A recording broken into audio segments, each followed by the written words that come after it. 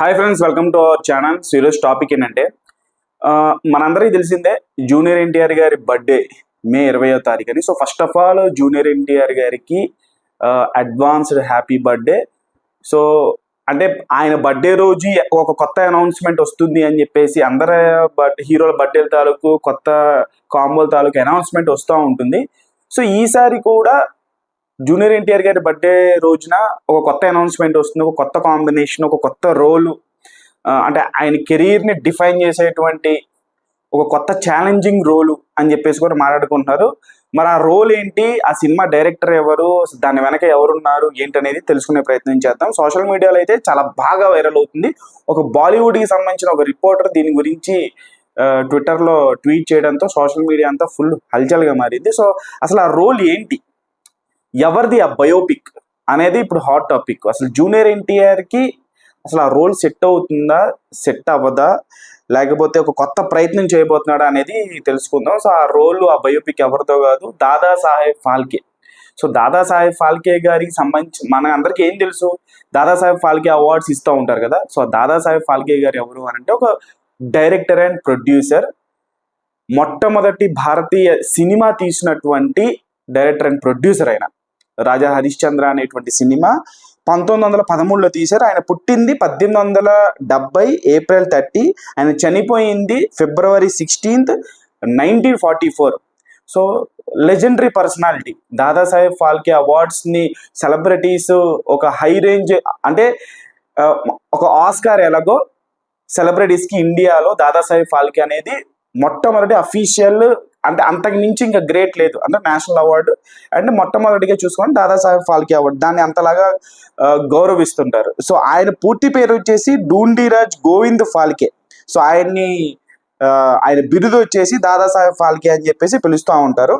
So ఇప్పుడు ఈ సినిమాని జూనియర్ ఎన్టీఆర్ గారు చేయబోతున్నారు. డైరెక్టర్ ఎవరు అని అంటే నితిన్ కక్కర్ అని చెప్పేసి ఒక బాలీవుడ్ డైరెక్టర్, బాలీవుడ్లో కొన్ని సినిమాలు చేస్తున్నారు. తను అండ్ కార్తికేయ, మనందరూ తెలిసిందే కార్తికేయ, రాజమౌళి వాళ్ళ అబ్బాయి. సో కార్తికేయ అండ్ అతని ఫ్రెండ్ ప్రొడ్యూసర్. సో వీళ్ళిద్దరు కలిపి రాజమౌళి గారు ప్రజెంట్ చేస్తున్నారు దీన్ని. అంటే రాజమౌళి గారికి స్టోరీ నరేట్ చేసినప్పుడు రాజమౌళి గారికి పిచ్చగా నచ్చి సో దీన్ని జూనియర్ ఎన్టీఆర్ గారికి సజెస్ట్ చేస్తే జూనియర్ ఎన్టీఆర్ గారు కూడా తలవపడం జరిగింది. వర్బల్గా ఏమి ఓకే చెప్పలేదని చెప్పేసి మాట్లాడుకుంటున్నారు. కానీ నిజంగా చెప్పాలి అని అంటే ఇటువంటి రోలు నిజంగా జూనియర్ ఎన్టీఆర్ గారు ఈ టైంలో చేస్తే, ఎందుకంటే లార్జర్ దెన్ లైఫ్ క్యారెక్టర్స్ ఇవి. కొన్ని సినిమాలు మనకి డబ్బుని తీసుకొస్తాయి, క్రేజ్ని తీసుకొస్తుంది, ఫేమ్ని తీసుకొస్తుంది. కానీ ఇటువంటి సినిమాలు చేయడం వల్ల నటుడిగా మనకి రెస్పెక్ట్ పెరుగుతుంది సమాజంలో. సో ఖచ్చితంగా జీవితంలో ఒక్కసారైనా 2 సార్లు అయినా కుదిరితే, ఎన్నిసార్లు అయితే అన్నిసార్లు ఇటువంటి లార్జర్ దెన్ లైఫ్ క్యారెక్టర్స్ చేయడానికి ప్రయత్నించాలి.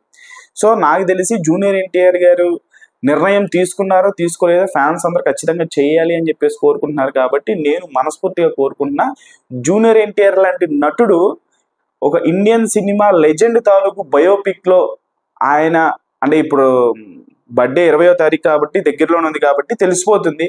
సో ఖచ్చితంగా ఇప్పుడు వైడ్ రేంజ్లో దీని గురించి చర్చ జరుగుతుంది కాబట్టి, సో నా యొక్క అభిప్రాయం ఏమిటంటే జూనియర్ ఎన్టీఆర్ లాంటి యాక్టరు, అతని ఫోటో కూడా వేస్తాను, Dadasaheb Phalke photo and junior NTR గారి ఫోటో, ఇద్దరు రిజంబ్లెన్స్ కరెక్ట్గా సరిపోయింది.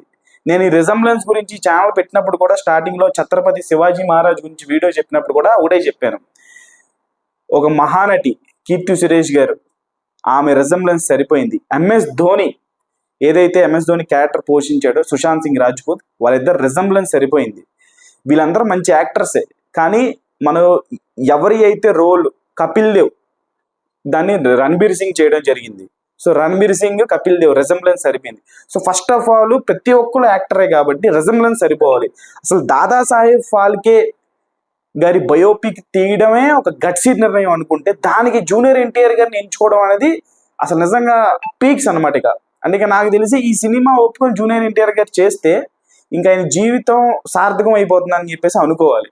సో ఖచ్చితంగా ఈ సినిమా జూనియర్ ఎన్టీఆర్ గారు చెయ్యాలి, ఫ్యాన్స్ అందరూ కోరుకుంటారు, నేను కూడా మనస్ఫూర్తిగా కోరుకుంటున్నా ఈ సినిమా చెయ్యాలి. ఖచ్చితంగా ఈ సినిమా తర్వాత ఆయనకి నేషనల్ అవార్డు రావాలి. The great legendary Dadasaheb Phalke గారి రోల్ పోషించడం అనేది మామూలు విషయం కాదు, అది అదృష్టం అని చెప్పేసి అనుకోవాలి. సో ఆయన మనకి అది అఫీషియలా కాదనేది బర్త్డే ఇంకా ఫ్యూ డేస్ ఉంది కాబట్టి, ఎల్లుండి ఉంది కాబట్టి 2 డేస్లో మనకి అనౌన్స్మెంట్ వస్తుందా రాదా అనేది అర్థమైపోతుందో, వస్తుందని కోరుకుందాం. ఆయన కెరియర్లో దాదాసాహెబ్ ఫాల్కే లెజెండ్ తాలూకు బయోపిక్ ఒక మైల్ స్టోన్గా మిగిలిపోవాలి. ఆయన ఎంటైర్ కెరీర్ ఇది ఒక డైమండ్ క్యారెక్టర్గా మిగిలిపోవాలని మనస్ఫూర్తిగా మనం కూడా కోరుకుందాం. సో దాదాసాహెబ్ ఫాల్కే లాంటి క్యారెక్టర్ జూనియర్ ఎన్టీఆర్ గారు పోషిస్తే ఎలా ఉంటుందంటే మీ అభిప్రాయం తెలియజేయండి. ఛానల్ లైక్ చేయండి, షేర్ చేయండి, సబ్స్క్రైబ్ చేసుకోండి.